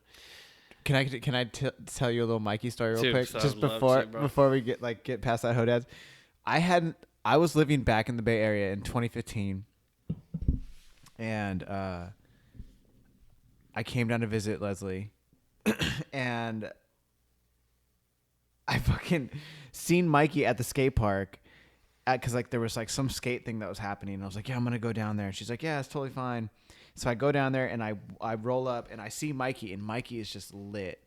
He's super lit, and he walks up to me. He's like, Kano? And I was like, what's up, bro? And he was like, where have you been? And I was like, I moved to the Bay Area. I was like, I live back in Northern California right now. He's like, oh, are you just here for the weekend? And I was like, yeah. But like, I mean, he didn't say it like that. He was definitely, like I said, lit. And then he just pulls out some nice flour and like hands me a flower. And I was like, what? He's like, you take that. I haven't seen you in a while. And I was like, you're the fucking man. Sounds about right, dude. Yeah. And then that was it. That was the end of the story. But that was it. Nah, I love Mikey. He's a crazy dude. He's a man. I seen him ollie off of the beer cooler behind Hodad's into like a 4-foot mini ramp. I'm like one of the what was it, the OB Surface Skate. It was like a it's OB Parade or whatever the shit, the chili cook-off. Chili cook-off. Yeah, yes. yeah. Yes. I was like, you probably were there, dude. I definitely was. Anyways, dude, OB. Dude, that has to, dude, the chili cook-off, like, I mean, I know it's every year, but there was just one year in particular. It was probably when like we were all around that same time. They shut down all the streets, and it was just parties out of every so house, much fun. Holy on shit, every man. street. Yeah. Like, dude, I remember walking down the street, and I was like super obsessed with these like orange creamsicle drinks that we had like created for some reason. And we got like these orange pop sodas, and then took like Absolute vodka like mini shots, and then just would pour them on the top and walk around. And then when we were ready, we would just take off the top and then just start drinking. Sounds pretty legit. Yeah. I mean, it was chill. But No, like, those were honestly, man. Those were like some of the best times, dude. Like, that's where I met one of my homies who like kind of taught me how to cook. This dude Marlo is now the head brewer for Hodaz. They brew beer now as well. But I just remember that type of shit, you know, like summer vacation vibe, like for fucking 10 years almost, you know. But like, for life, man, dude, like just getting off shift, just greasy and be like festival going on, and like you knew everybody, or it seemed like you knew everybody, and like everyone's just having a good time, and like you can drink on the beach. Like that was that was a long time ago, but no, that was just like holy shit, dude. Like when I first, I didn't know that you can drink on the beach when I first moved down here, and then I was just like, I realized that I was like, oh my god, people are playing horseshoes out here and just having a fucking great time. Like I got 1 year. I couldn't believe it, man. I was just like, it was unreal. It was fun. It was a good time, dude. I remember the year I moved here, I was able to drink on the beach for a year. And then the next year, I remember, I'd never forget the newspaper. And it was like, beaches shut down for drinking. It was all because of the zonies. And it was like, I mean, like they say it was all because of the zonies. But like, I mean, it was definitely like everybody. It was definitely like the surplus of fucking tourists that was here for the holidays. It was really just the holiday shit. You know, it was that Memorial Day, I think, was like the straw that broke the back, because they tried to do that like before we moved here, like long time ago, but they like signed out of it, you know, they lobbied out, but not this time. It just didn't work out, you know. Dude, but honestly, I don't know, man. It got to such a point where like that shit was ridiculous. Like those but do you those remember Labor Day weekends like in PB, man, like you couldn't even walk on the sand. Like there was the police have no chance, like no chance at all. And like it was kind of funny, it was this dude that we went to college with, like told me it was his little brother that like threw one of the ATVs into the water. Whoa. Yeah, because then like he threw this ATV in the water or whatever, and then all the cops stormed that one little spot trying to like, you know, get it, and then everyone threw shit at the cops. And then there was like this riot that broke out at Lahaina's. What? And that same kind of PB? Oh yeah, dude. Oh yeah. That was it, man. PB, like Memorial Day, whatever year that was, like that was it. Like that was people were like, fuck, we can't have this shit. Like I was like, or you know, you could have just had like no drinking on those days. I mean, you know what I mean? Like it would have been like drink the every locals, other day. everyone respected it. It was chill, you know. But well, I mean, you could back in the day, dude. I remember going to the bars, walking the alleyway, because I lived in PB. We would walk from our house, because our house had the entrance was into the alleyway, so it was buttery. So we just walk out of our house and it was into the alley. We'd just be walking, drinking beers all the way to the bars, in the alleyways, and then just walk right out. Boom, going to the bar, already super lit. Like, yo, it was super, like, in cahoots. Well, not in cahoots, but it was, damn, I don't remember the name of it now. It was right across the street from I can't remember anything right now. Oh, my God. It was there. You know what I'm talking about. PB, there was, like, the PB spots. Was it Typhoon? Yeah. Was it Typhoon? Typhoon and PB Pacific, the Ale House or whatever, which is, like, now. Oh, dude, the Ale House was always there. Yeah. Dude, Shore Club was always popping. Yeah, that place. Oh yeah, back in the day. I mean, it's still popping. We tried to take some homies from Canada there, and we're like, yeah, we'll go to Shore Club, thinking it's like, oh, maybe it's like run down. Dude, there was a line like fucking past Ale House. I was like, hard pass. Still to this day, it's still popping. Like, all right, cool. No, that shit. Yeah, no, I love it. That was insane. It was really insane. Dude, oh my God, I was in PB the first time I was in PB when I was 21. There was Typhoon or whatever on this side of the street, but there was like, what is it? What's like Fred's or something like that Mexican restaurant on the corner. The line to get into Typhoon was basically at Fred's at like the end of the street. But what at that corner, it was like a famous skate spot. So it's like a bump over bar. And I was skating for Skate Mafia at the time, so I had like a brand new fresh Skate Mafia tee on. I was like, oh, I'm about to go in the bar. I'm about to like, got this fresh tee, feeling good. Hell yeah. And then all of a sudden, me and my homie are standing there, and dude, there's this one chick, and she was so drunk. And like, that was like when the jean skirts were super popular. And so I'll never forget this, like black top, jean shorts, or jean skirt. And this girl's just like swaying. Like you could tell she's already just super turned. And she's holding onto the tree. And then all of a sudden she goes like reach at the car that's right there, and she like tries to lift the handle. It won't let her in, and she's just like like trying to like continuously get into the car.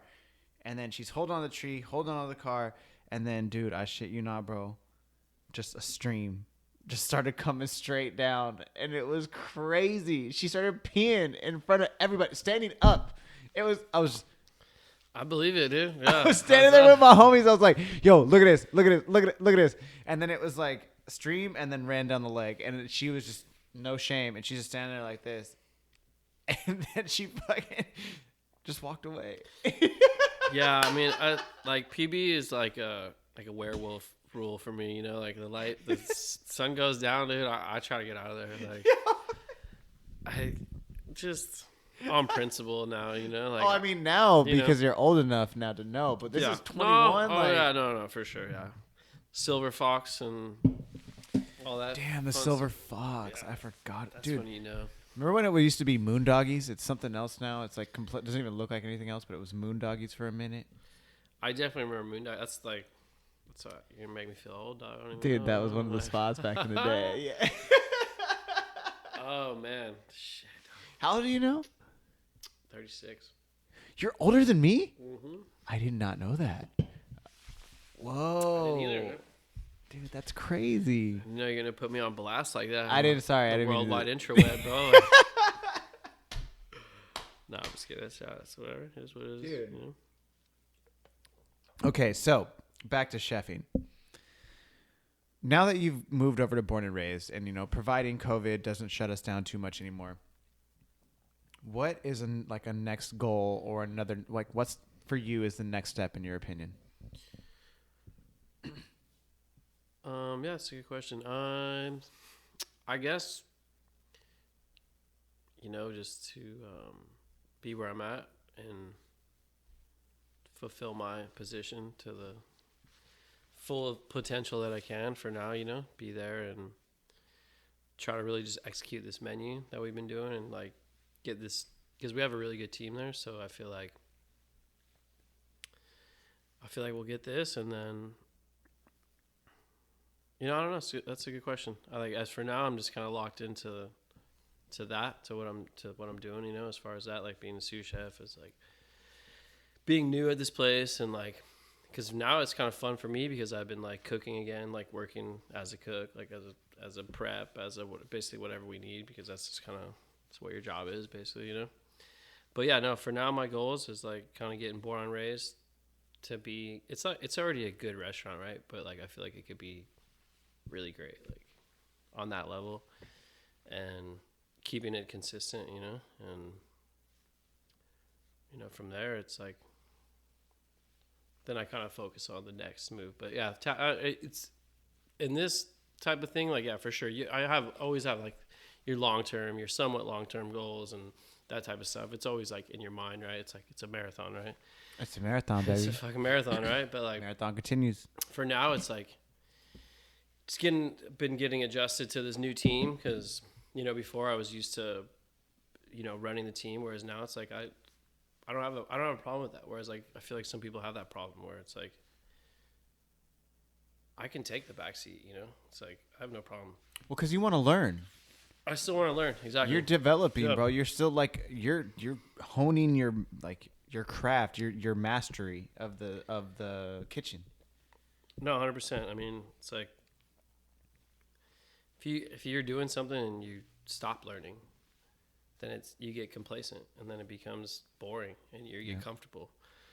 So as long as I keep myself in a position of not being too comfortable, then you're going to keep growing, you know? And so for me, that's always in the picture, because it's like I've done that and it's fun, it's comfortable, and you feel like, oh yeah, I'm gonna go home, and but every day kind of feels like the last day, and so you don't ever grow. You don't ever get those like heights of emotion or joy or satisfaction, or even like the downfalls of rejection and failure and things don't work out the way you want it to. But all that shit is just part of the process. It's like, and it makes you become better.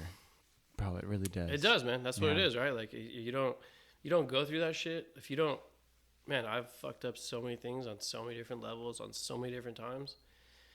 And that's the only way now that I'm able to like identify it and be like, oh, you might not want to do it. Yeah, I've done it. Like I've already fucked that up. Like, but I think it's like, it's really just being able to pick yourself up and be like, all right, like, cool, I fucked up. But knowing that, admitting it to yourself, and not like beating yourself up over it fucking too much either, like just pick yourself up, go again. Tomorrow's a new day. Just do it. You know what I mean? Like, yeah. I mean, it doesn't mean you have to start over, right? But like, I mean, it's easier said than done as well. But definitely easier said than done. I mean, that's what it is. It's like, all right, because in this industry and like most industries, it's competitive, right? So you're not doing as good or better as you were yesterday. You're going to be judged every single day. You know what I mean? Like whether or not it's you, it's going to be somebody else. But like, I think for me, that's where that kind of like scrutiny is like anything someone says to me, I'm like, I've probably already thought it myself. So, you know what I mean? Like, do you think you're your own worst critic? Guaranteed 100%. Yeah. Oh yeah, for sure. So no matter what anybody says to you, even though you know it might be right, what you say to yourself is far worse. Or maybe not yes far and worse, but like, for sure. No, 100%. Yeah, because it's just like, I think it's more or less like being able to be like truthful with yourself, like knowing that what I did, okay, this is what I wanted out of that. Can it be better? Yes. But is that what I was trying to do? Yes. Or no. Or how can it be better? And like, my thing is like, if I learn something new, I'm not sentimental with like a technique or something, you know what I mean? Like, yeah, for sure. Like if you like doing it some way, you'll probably do it that way. But if I find a better way of doing it, I'm going to do it that way. Yeah. Like it's just me as a person, like anything, it's like, if I find a better way to tie my shoe, I'm going to tie my shoe that way, But why not? Do you believe in teaching and sharing information as opposed to holding on into 100%. I share everything that I know with people. And like, I think that's what makes me different from other people, or just makes me who I am. Is like, that's part of me, is I like to teach. Like I went to school originally because I thought I wanted to be a teacher. And now, yeah, in some sense I am a teacher because that's what I do. It's like, I coach people all day long. Like, and I'm still being coached. So that's like, you have to have like, I heard something one time where it's good that you work with people that are better than you and people that you can teach. So you're never you're doing everything, a little bit of everything. It's like, you're still learning from somebody, but yes, you're also teaching someone that's not quite yet on your level of experience. Or 100%. Yeah. I mean, that's like with skateboarding. Like, it's the same thing. Or even it's like, we talked about mentors, which I love. I wanted to ask you about the mentorship aspect of it. But my mentor, I don't think I'm on his level of coffee. I still think his coffee is the best coffee that I've ever had. But that's why he's your mentor. But that's exactly. So it's like, there's always somebody better than you, bro. That's what I was trying to get at. It's like, right. You're never. I might, like, I was referred to today. Shout out my homie John. Like, he bringing in this new kid in the roastery, and he was like, "This is Kano. He's one of our roast masters. He knows what he's doing." I was just like, "Bro, no.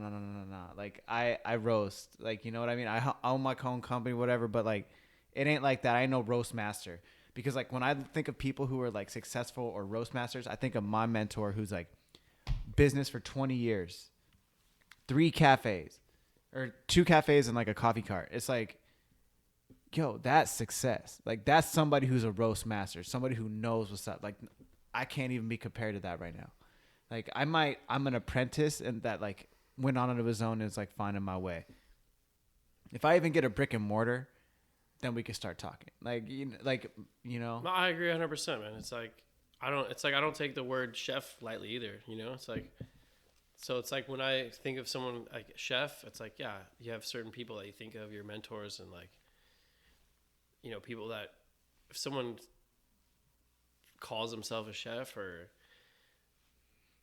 and doesn't have that experience, you're not going to be, I'm not going to say you're not a chef. Just that's the way that you view yourself. That's your own opinion on yourself, right? But yeah. like, for me, I don't take that word lightly. So it's like, yeah, it's a boss. It's a, you know what I mean? It's a multiple of things, but we all have an idea of what that thing is, right? But it's not.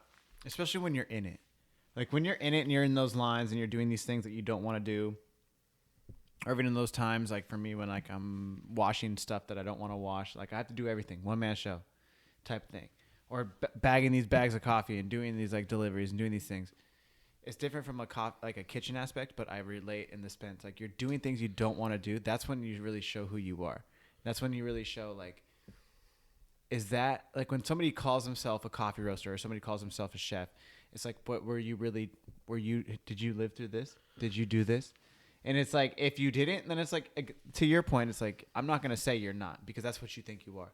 But I know in my head that you didn't do what needed to be done when it needed to be done. Like, you know what I mean? Or like, maybe you just haven't experienced those times yet.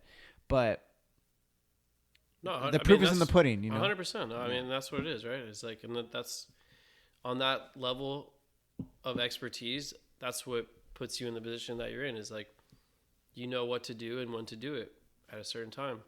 Yeah. And I mean, that's a super oversimplification of what you do, of what I do, but why make it harder to understand? Like, it's essence, like, that's what it is, right? It's like, I know that, okay, I'm going to put this in at this time.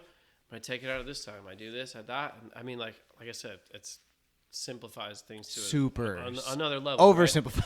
Right? Oversimplifies, right? But like, in essence, you'll walk into a room and say, you're in charge, and you notice something like, okay, hey, can you do that? And can you do this? And because you realize that that's what needs to be done right now. It's not, you're not trying to be a dick about it. You know what I mean? Yeah. Like, it's not a personal thing. You just, oh, hey, can you do that? No. All right, cool. And if you have a sense of delegation and like people respect that, and if you approach them in a respectable way, then you have people that want to work with you, not just for you, and not because they fear of losing their job. And like I don't try to make people, I was gonna ask you, what kind of chef are you? Are you a dude who's like barking orders? You're not a Gordon Ramsay. Definitely not a Gordon Ramsay. I mean, it's different because I've been in different like capacities of that, like where you have a certain level of expectations and certain standards that you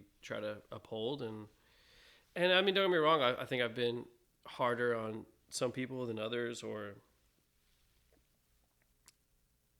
assumed my role and realized like, all right, maybe that wasn't the most productive way as a cook, as a chef, as a sous chef or whatever. But you realize like, okay, I think at the end of the day, you want to be as productive as you can be. And honestly, you don't need to yell at everybody. And like I've seen it all types of chefs, right? Like wants to yell all day long, wants to just be mad for no reason, or really uncertain as why they're upset about something. That's like, that makes everyone kind of uncomfortable because they don't really know what to expect. But if you are sounds unpleasant. Like it's really unpleasant. It's really unpleasant, and like you don't really want to be that person. You don't want to work with that person. It's like, so for me, it's like, I think my most important thing is like try to create an environment where it's about coming in and doing your shit and doing it the right way, and knowing, and you're going to be rewarded, and like you're going to receive like praise, or just you're going to be a part of something. You know what I mean? Like exactly. Bigger than yourself, right? You're working towards a common goal. And as a team, right? Because like, and if you have that type of attitude, you're going to enjoy what you do. You know what I mean? Like 100%. I look forward to going to work, dude. I really do. Like I fucking love what I do. And you have that type of attitude, it's contagious. you know what I mean, on both levels, because it could be contagious in a bad way, contagious in a good way, you know, like energies, bro. Like it's for just real. like, well, that type of vibe that you're giving off, and like what you're saying to people, when you're saying it, how you're saying it. I mean, that's all relative, right? And so for me, I've just tried to really hone in on like, you know, you have to be very self-aware on like what I'm capable of, what I'm good at, what I'm not good at, and what other people are good at, what they're not good at, and what they enjoy, what they don't enjoy. And well, working with people's strengths and their weakness, and knowing their weaknesses, working with the strengths, knowing the weaknesses, helping them succeed where they can. Bro, I mean, like you're not just even cooking at this point. You're utilizing people skills. Like, you know what I'm saying? Like, but that's what it is. That's what a lot of people think is like when you're at, you know, a certain level, you're expected to know how to cook. That's already expected, right? Now it's like, you're right, 100%. How good are you with people? Like that has no, like you could be great at cooking the sauce all day, every day, but can you show someone else how to do it, and then show them well enough to they can show someone else how to do it? And so that stuff like that, it just really is what it does. It makes your job a lot easier, because now I don't have to worry about that. Like I showed this person how to do that. All right, cool. yeah, I trust you now. And people realize that too. Like, hey, he knows that I'm going to make it right. Okay, cool. Great. Because you know that now. Yep. And then I can move on to something else, do a different project. But that also helps people grow in the sense like, yo, if you trust me to do this, then you're going to give me more responsibility to do something else later down the line. So you're also, this goes back to what you were saying, never being complacent and always still teaching at the same time. So you're bringing others up while others are still teaching you to bring you up. 100%, dude. You know what I mean? It's like a carousel, dude. It goes up, down, it goes up, down, and around, dude. You know what I mean? love it. 24/7, dude. The bank stays open. Okay, so I know you said hypothetical and you're focused on the menu that you have right now, but the passion that I feel that you're talking about when you talk about cooking and like the accolades, and not even just accolades, but the opportunities that you've been presented with in your cooking career and what you're doing right now in San Diego, for Michelin star nominated, or like it was just a recognition. I should say. Recognition. That's still a big deal.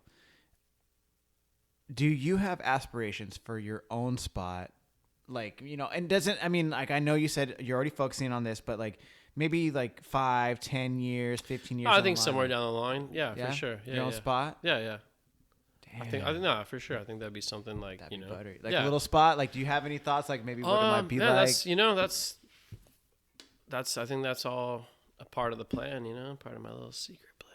No, okay, secret plan. No. It's all good. It's all good. Yo, no. I mean, I think my style is I've learned more French cuisine than anything, you know. So I like to kind of apply those techniques to just everyday kind of things that we know, are accustomed to, are familiar with, and just make it good. You know what I mean? Like, I know that's also another oversimplification, but like, do something and do one thing, really. You know what I mean? Like, just do one thing and do it right, you know, and then fucking move on and do other things, you know. But it's like, I feel like that's where a lot of places or just people or just restaurants in general, it's like try to do too many things, you know. That's what I always loved about Hodad's, is like, they did a burger. They said, fucking, that's it, right? They do it. Dude, the Blue Jay. The Blue Jay burger was the fucking the best burger, bro. Like, just do one thing, man. Do it right? And then expand on that, you know?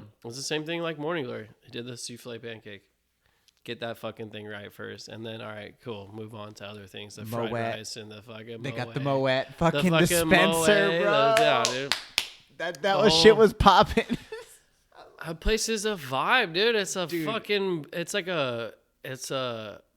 someone said it the other day. It was like a club breakfast. Like, dude, I'm not even gonna lie. I found out, like, I would not, okay, I don't say I would not have, but when I was at there, just to bring you that coffee, I don't think I would have come back to eat there. Because I was like, oh, I already seen it. This is cool. Like, I don't need to eat here. Like, I understand it. I shit you not, bro. When I went in the kitchen, they're like, oh, yeah, Andrew's over there. I walked in and then I turned around and I saw you doing your thing. I was like, okay, he'll come over in a sec. And I just turned around and I see this Moet fucking like I saw some girl was there and she was like put her coin in and they like brought the thing out and I was just like, I called the girls and I was like, girls, we're going here. And I just like, yeah, that was it. Like from the moment I was like, what day are you guys available? Like, yeah, we're gonna go here. And that was it. That shit was so gangster. So like, mad impressed. And then you guys have the most amazing overalls. I tried to get them on Dickies, but they are sold out. I'm assuming because fucking probably Morning Glory orders them all.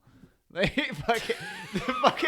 the pinstripe. You seen my pants? Dude, I have the pants. I don't have the overalls. I have the pants though. Yeah, those are special, dude. That's all I gotta say on that. Those fucking guys. Everything about that place is amazing. I love it. And Born and Raised is even cooler because you have a Wu-Tang. I don't know if you have it anymore, but you have the Wu-Tang. We still do, yeah. The Macron. Yeah. Easy E's on the wall there. Like, how do you feel as being a rapper and a cook there? No, man, a sous chef, sorry. It's a full circle, you know? Like, it's dope. It's fucking, like, there's a picture of ODB in his, like, Santa Monica apartment. Like, just all, they're actually, like, rare photos, like, I've never seen. I'm like, fuck, this is pretty dope. Dude. The decor, they spent $6.5 million on that place. It's insane, dude. I think it's so cool what you do. I'm not even gonna lie, bro. Happy to be here with you. Dude, I'm happy you're here. I'm super happy you're here. Yeah, so, man, you gotta come in and check it out and, you know, we'll see what's up, dude. I've been there once. It was very much a special occasion. Can I share something with you? It's super funny. I was talking to a homie the other day, and I was like, yo, if I were to, like, take you out to get a drink, where would you say? And this girl was like, Polite Provisions or Born and Raised. I was like, Born and Raised? I literally, like, stopped the conversation. I was like, I'm sorry. Born and Raised is, like, a special occasion for me. I'm not just like, yo, I'm not just going to go and hang out there. Like, I don't make that kind of money, dude. We're going to. And I work there, you know. You want to have a drink? You're talking about Born and Raised. We are not on the same page. It was nice meeting you. No, it's actually, it can be pretty casual. We got happy hour and shit too. Like, I realize this, but the fact of the matter is, like, I know, like, the one time I went there, I had like bone marrow and and I had like escargot. It's the only place in my life I've ever had escargot, and it was fucking phenomenal. It was so good. It's legit. Dude. I'm like, you're telling me you want to have a drink there? We're not on the same page. I'm sorry. I'm sorry. It's one of those things, like, I can't really argue with you. Yeah, we get fucking snails from France and all this type of shit. You know what I mean? Like, it's fucking, dude. It's a vibe. I put some meat in fucking bee wax the other day. You know what I mean? I'm like, oh, what the fuck am I doing? It's shit like that, though. I'm like, damn, this is cool as fuck. Like, you know, like, it's one of those, like, moments where you're like, damn, all right, this is dope. I'm getting paid for this shit. Yeah. Because it's the shit that you really love. You're like, wow, man, this is crazy. Like, you know, those kind of moments, you know. But yeah, you'll be fucking doing some other shit where you're like, part of the job, you know what I mean? But honestly, dude, for me now, the trick is like, I just love everything, dude. You know what I mean? Like, I know that sounds fucking corny as fuck, but it's like, if I'm happy, like, fucking washing dishes as I am, like, cooking, because I guess what? I realized, like, this is what needs to be done. I'd rather just do it myself, and that's it. Or just have, you know what I mean? Like, it's not like try to do everything. And, you know, maybe sometimes you do, but, like, that's just your role. You got to realize that sometimes. Like, be a fucking role player, right? Dude. Like, find something that needs to be done and do it, you know? Stay in your fucking lane, bro. Play your part. Stay in your fucking lane. I don't know, but, you know, I mean, like, for real, though, it's like, not everyone can be Kobe, dude. You know what I mean? Like, nah. Nobody got that mama mentality. Dude, I mean, like, I got no problem being a role player, dude. You know? Like, yeah, I'll trust me, I'll fucking work as hard as anyone else, if not harder. That's what every cook likes to think, right? But it's like, thing is, for me, I don't have a, like, that's not my job type of thing. I don't have that button. You know what I mean? Like, I don't have that shit. Like, it just doesn't exist for me. Like, cool. And maybe that's, for me, maybe that's my downfall. I wouldn't say it's my downfall or, like, a bad thing, but it's not like, a downfall at all. No, you just know what needs, you understand that you need to do what needs to be done whenever it needs to be done, period. And that, like, yo, that's Kobe shit. Kobe I don't think would ever say like, "Nah, I'm too good for this. I'm gonna do this." Like, nah, he'll call you out for being a bitch and like be like, "Yo, what? This is why they scored 20 points on us. This is why it is. This is why it is." But he knows what needs to be done. It's like, Kobe said once, "If you want to win championships, you come with me. You want to win second place, you go with the other people." Like, that's what Kobe did. Kobe would sit there. He'd sit next to Phil Jackson. Like, I didn't like Kobe when Kobe played because I was obviously not a Lakers fan, but I understood what he was doing and who he was. Like, for me, I'm like Dubs all day, like, because I have it tatted on me. But like, I bought Kobe's. Like, dude, I'm so thankful I bought Kobe's when Kobe was still around. Like, R.I.P. But as a man, as a person, as a mentality, like, you cannot deny his drive and deny like what he did as a person. Like, he would do. I mean, if there was a hypothetical kitchen in like on a basketball court, I feel like Kobe would be doing that. Like, he's the type of player who would play two-way ball, offense and defense. He's over here running, getting the layup, boom, and he's the next player down on the court just trying to defend your ass and steal the ball and then get another layup. It's like it's that type of work ethic that I've always admired. You know what I mean? Yep. It's like, because even for him, he never like. He just kept grinding, kept working out his craft, you know? For me, like, he was like I like to think of like Olympian, you know what I mean? Like, not just like a pro sports, like, yeah, obviously he's professional, but like, that's what this guy does, dude, to the death. You know what I mean? Like, that's what he's going to do. His mind is working his mindset's that way. On just another level of like, doesn't give a shit about partying, doesn't care about this, doesn't care. He wants to win. That's what is honest. That's on his mind. Period. That's it. You know what I mean? Like, and I mean, with that becomes a lot of discipline, and you know, it translates to a whole nother, like, facets in your life. You know, but like with a lot of that, like, rigorous discipline training, like, you also find a lot of freedom in that as well. You know what I mean? Like, dude, discipline equals freedom. Period. You know? That's what it is. I'm my G. But okay. Andrew, to finish out the night, I definitely want to say is like, what for right now, what is going to get you most excited? What are you most hyped for the future? I mean, providing COVID, you know, lets us keep going a little bit. What are you looking forward to most for the next, you know, half the year, for the next rest of the year? Man, I think just getting back out there, you know, just like getting in touch with people again and like hanging out and like, yes, you know, because I realized like, because me personally, like, you know, you and I sitting here having a drink, like having a beer, it's like, that's what I like about going out with people, you know, like I have nothing wrong with it, but like I don't drink by myself at my house. You know what I mean? Like I can go out by myself to a bar after work or even whatever, I'm day off. You know what I mean? But like even that's not even going on right now. You know what I mean? So just like having that space where people can like meet up, like to me that's something that is crazy, man. Like it's something that I realize like that is more important than I realize. Even for me personally, but like for so many other people on so many levels, it's like, it's a place where people just go and they know somebody can meet and just like, it's part of their routine, but it's also just like, I don't want to say it's like what makes people tick, but like for me, it's a big part. That's a big part of my social life is like just going out and talking to people. And like, it's not necessarily just about drinking or eating, you know, it's really just about like connecting with people. And like, you know, it's like you think about OB, how small of a community that is, or just the restaurant community in general, or the skate community, hip hop, rap, music community. Like it's like this, all these different worlds become a lot smaller all of a sudden once you identify yourself as like, oh yeah, bartender here, I rap there, or DJ here, I cook there, blah blah blah. Like, all of a sudden you've like, the world gets smaller, you know. But now it's funny because it's just like you're just doing that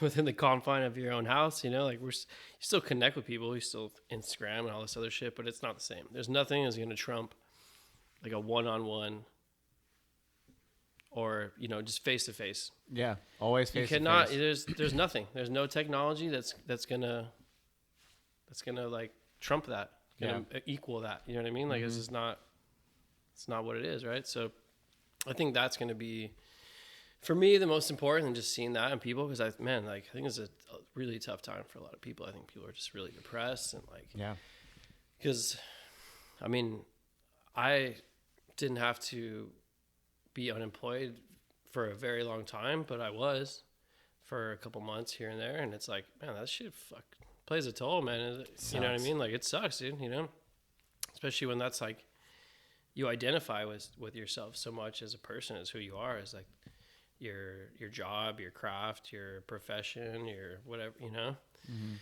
When you can't do that, that's a problem for a lot of people, you know. Huge problem, right? On a, even more than an economic level, you know, on a mental level, on a physical level. Like even people need that physical connection, like our mental connection, like whatever you want to call it. Like they need this right here. What's happening right now? No, dude, 100%, man. And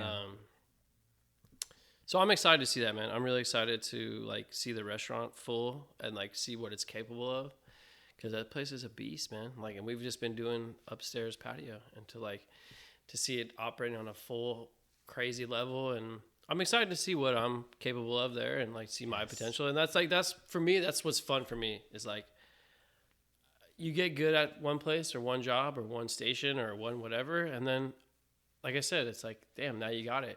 You're almost become comfortable, like dare I say complacent, you know what I mean? And so now it's like, okay, cool, now it's time to make myself uncomfortable again, and like it's just a whole nother cycle. All right, cool, challenge, and just like I said, it's a carousel, baby. It goes up and down and around 365. Yes, dude, like just be comfortable being uncomfortable. That's what it is, man. You know, like love it. But what's up with you? What's plans? What's up with you, dude? Well, what are you excited about? You tell me what you're excited about. But it ain't about me though, bro. This is about you. Let me flip the table. Like, I'm well, you're the first person to hear it outside of everybody. We planning it, but we're gonna be doing a pop up because I don't have a brick and mortar, so I need to like get Caffeine and Green out there. So, gonna be doing a pop up with my my homie Marco Maestoso. As of right now, looking like it's gonna be March 5th, Friday, March 5th. It's gonna be in the Barrio Logan at Side Air Barbecue. And oh shit, dude. Oh like yeah, no, like world premiere. Yo, that's popping. You heard it here first, yo. But like, yeah, no, that's I'm gonna do cold brew. I'm gonna do a hot coffee pour overs as options as well. It's with burgers. He's doing some burgers, but like I'm thinking more cold brew. But then we're also gonna do it like a mocktail slash. If you don't, if you want a mocktail, we can get a mocktail. You want a cocktail, we got a coffee cocktail, and it's good. It's gonna be really good. It's gonna be I keep calling it a spicy horchata, but it's not spicy. It's a spiked horchata, but it's no, there's no milk in it really. But it tastes like horchata. It's caliente, dude. Yeah, it's fucking bad spicy, said. But it's gonna be good.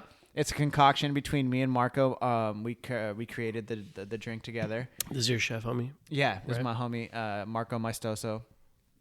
And then, yeah. So that's what we got coming in the next couple weeks. We have we have a new collab with Shieldless Magazine coming out. It's a skate magazine. So we're going to be doing a new coffee for that. Fuck. Just trying to still shout out the Victory Lap. But, yeah, man, fuck. I mean, that's kind of what we got doing there. Fucking big things, dude. Just trying, bro. Josh wants some coffee too, by the way. He's Manger? been fucking bugging me. Shit. Wait, are you living with him? Yeah, I still live with that motherfucker now. Dude.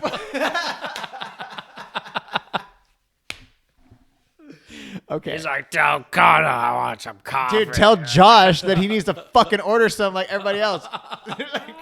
Come on, son. Yo, your boy's trying to make some paper, son. Come on. Hey, bro, people got bills to pay, Josh. What's up, dude? Like, come on, man.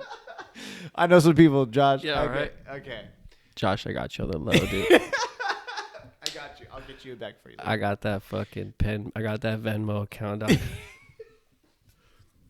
I don't know what you're talking about. I do all purchases through PayPal account for tax purposes. Either way. Anyways, Drew, That's what I have. I know what you have. I'm looking forward to. Dude, maybe we should do a pop-up later. I mean, I feel like we should do a pop-up. Let's work something out, man, for sure. All right. Yo, Connor, man, it's been a pleasure. Thank you so much. True. Thank you so much for coming on the show, sir, and Been it my will not be pleasure. your last. Thank you, sir. Peace. Peace out.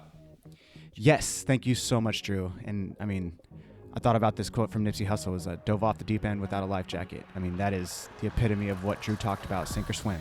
He made it. I love it. Thank you again, Drew, so much for your time, brother. And I want to say thank you and appreciation to all of you people around the world who keep listening and supporting Caffeine and Green every single week. I see you guys. Thank you so much. And guys, also, if you haven't already, head over to caffeineandgreenroasting.com today. Check out that ISO blend, that Victory Lab, some amazing coffees that are available today. Caffeineandgreenroasting.com. And if you haven't, hit that subscribe button. We stream it everywhere around the world. Find it, listen to it, appreciate it, love it. And guys, lastly, please be safe. Take care of each other. Tell them you love them. People, wear your mask. Be safe. Peace.